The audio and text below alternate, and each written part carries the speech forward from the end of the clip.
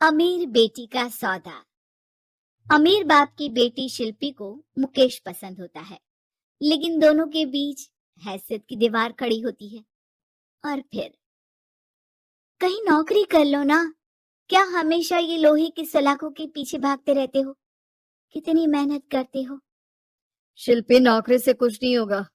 तुम लोगों की हैसियत तक पहुंचना है तो अपना ही बिजनेस करना पड़ेगा, वरना तुम्हारे पापा किसी और से तुम्हारी शादी करवा देंगे।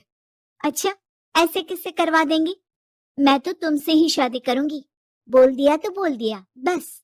मुकेश उस बेचारी को समझाता भी तो क्या। दुनिया के रीति रिवाजों से काफी दूर थी शिल्पी।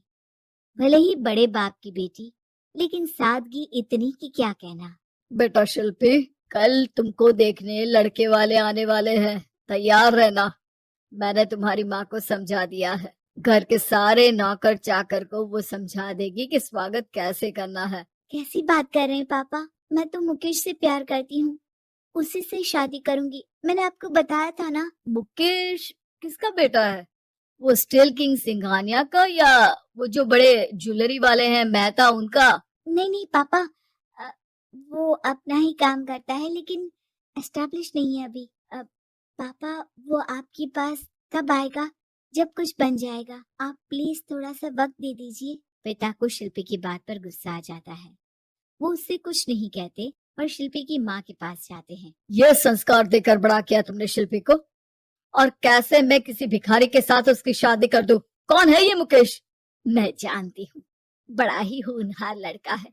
शिल्पी से बहुत प्यार करता है और शादी करना चाहता है। अरे ऐसे कैसे मैं किसी से भी अपनी बेटी की शादी कर दूं?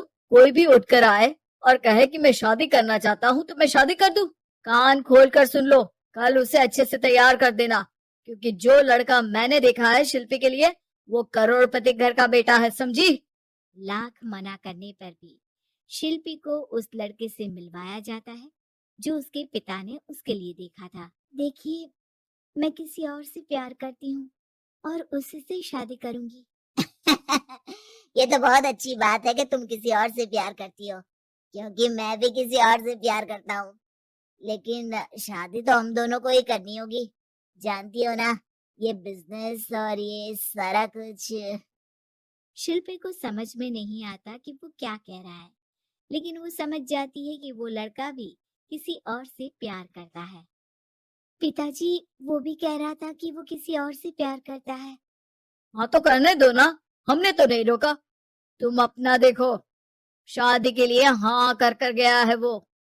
लेकिन क्यों?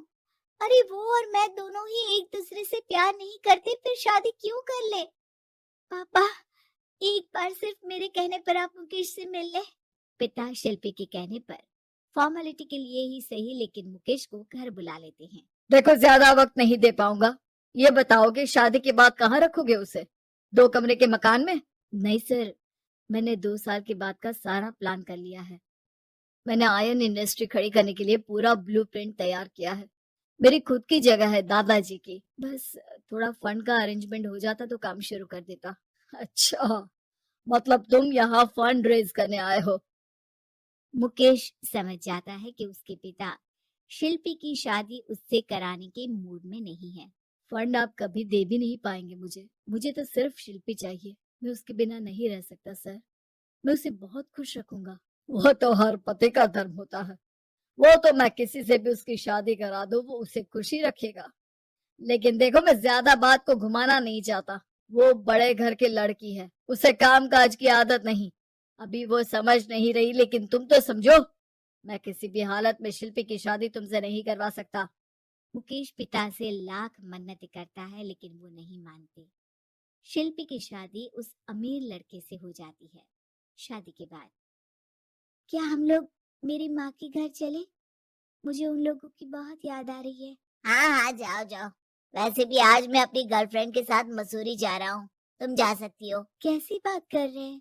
अब हम लोगों की शादी हो गई है, आप कैसे किसी और लड़की के साथ जा सकते हैं?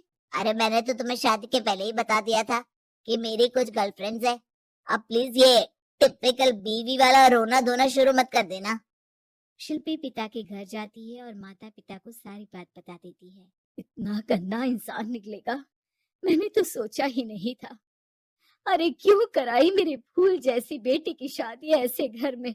और तो क्या हो गया, शुरू शुरू में हर घर में ऐसा होता है, धीरे धीरे ठीक हो जाएगा। और वैसे भी उन लोगों के साथ हम लोगों की एक बड़ी डील फाइनल हुई है, समझी। उन लोगों से रिश्ता बनाकर रखो, तभी पैसों की बारिश होगी। पापा, अब समझ में आया कि आपने मेरे साथ ऐसा क्यों किया। मुकेश आपके सामने गिड़गिड़ा कर गया कि वो मुझे बहुत खुश रखेगा, लेकिन आपने मेरी शादी एक ऐसे लड़के से करा दी जो किसी और लड़की से प्यार करता है और शादी सिर्फ समझौते के लिए कर रहा है। पापा, मैं जा रही हूँ, लेकिन इस घर में कभी पैर भी नहीं रखूंगी। आपने मुझे सामान की तरह इस्तेमाल किया। माँ शिल्पी को बहुत रोकती है, लेकिन वो एक नहीं सुनती। कुछ समय बाद, शिल्पी, मुझे नहीं लग रहा कि अब हम दोनों के बीच ये शादी और रह पाएगी। मैं किसी और से शादी करना चाहता हूँ। वैसे तुम परेशान मत हो ना, तुम्हारे पापा के साथ हम लोगों की डील जो चल रही है ना, वो नहीं रुकेगी, क्योंकि तुम बहुत अच्छी लड़की हो। ठीक है, मैं जा रही हूँ, तलाक के पेपर में साइन करके। लेकिन एक शर्त है, मैं कहाँ गई ये बात मेरे पिता तक नहीं पहुँचनी चाहिए। शिल्पी घर छोड़कर चली जाती है। वो एक नौकरी करती है और अपना जीवन खुद संभालती है। लेकिन एक दिन, शिल्पी जी, आपसे मालिक मिलना चाहते हैं। "अब मुझसे क्यों?" शिल्पी मालिक के कमरे में जाती है, जहाँ सामने मुकेश होता है। अरे आप, आपको देखकर बहुत खुशी हुई, बहुत बड़े आदमी बन गए। थैंक्स, पर तुम्हें नौकरी करने की क्या जरूरत पड़ गई। मैंने तो सोचा भी नहीं था कि तुम मेरी शिल्पी होगी। तभी वहां शिल्पी के पिता आ जाते हैं। शिल्पी, तुम्हारे बारे में माँ से पता चला। घर चलो बेटा, मुझे माफ कर दो। मुकेश, मैं यहाँ अपनी कंपनी के काम के लिए आया हूँ। तुम्हारी कंपनी की डील अगर हमें नहीं मिली तो हम बर्बाद हो जाएंगे। वैसे अब तुम चाहो तो शिल्पी की शादी मैं तुमसे कराने को तैयार हूँ। बस करिए पापा, ये क्या सौदा लगा रखा है आपने। जिस कंपनी से आपकी डील हो, अपनी बेटी की शादी उसी के घर करा देते हैं। शिल्पी मुकेश से माफी मांगती है और वहां से जाने लगती है कि मुकेश उसे रोक लेता है। रुको शिल्पी, ये सब कुछ तुम्हारे लिए है। ये कंपनी, ये नाम सिर्फ तुमसे शादी करने के लिए ही खड़ा किया था। मैं आज भी तुमसे बहुत प्यार करता हूँ।